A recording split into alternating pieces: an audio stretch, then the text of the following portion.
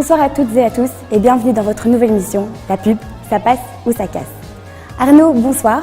Qu'allons-nous découvrir ensemble aujourd'hui ? Bonsoir Marine et bonsoir à tous. Au sommaire de ce premier numéro, l'évolution du statut de la femme dans la publicité.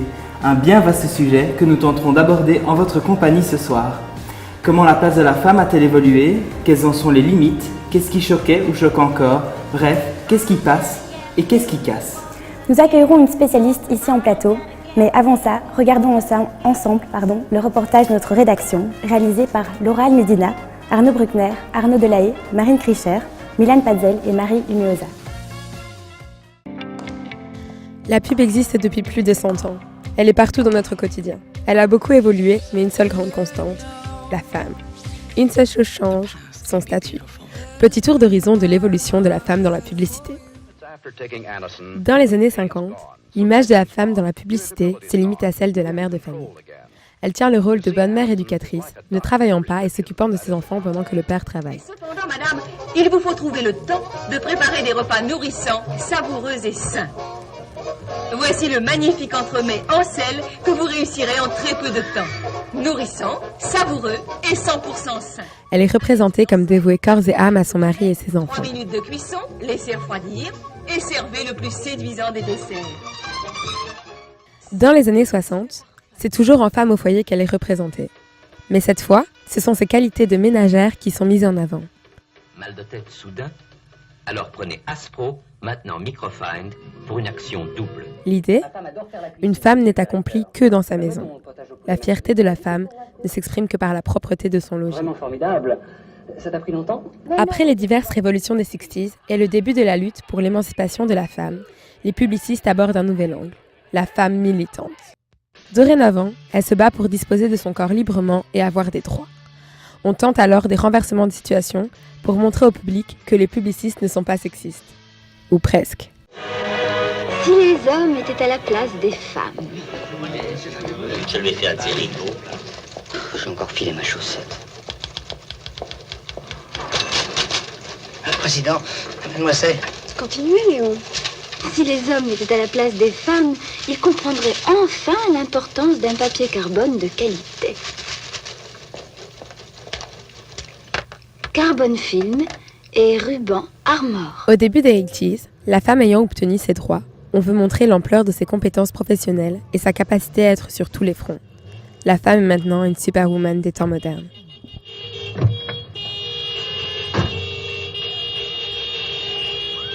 Pauline!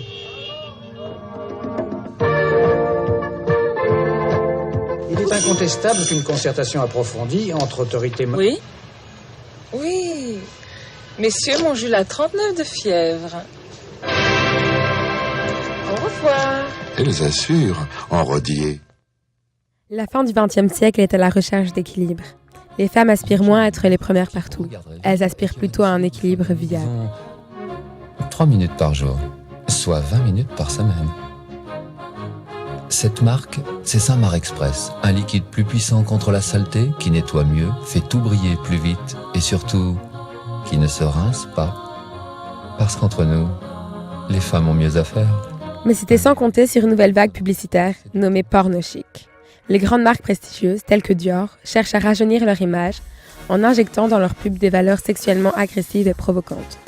Ici, le sexe est à proprement parler un produit de consommation.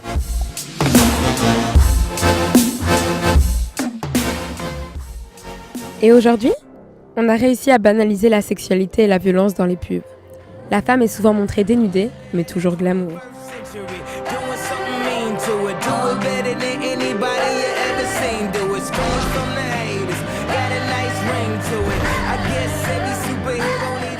On utilise aussi le corps viril de l'homme pour attirer les femmes dans certaines publicités, ce qui sert souvent d'argument aux publicistes pour répondre aux diverses attaques.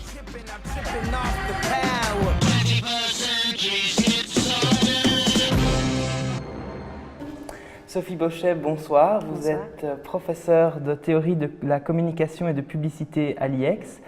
Vous avez également fait un doctorat récemment à l'UCL et vous l'avez consacré à l'éthique publicitaire, c'est bien ça? C'est bien ça, oui. Comme vous avez pu le voir dans notre reportage, la place de la femme a évolué profondément dans la pub Est-ce que vous pouvez nous en dire quelques mots? La question est de savoir pourquoi est-ce que ça a à ce point évolué. La publicité, elle va toujours suivre les tendances sociétales.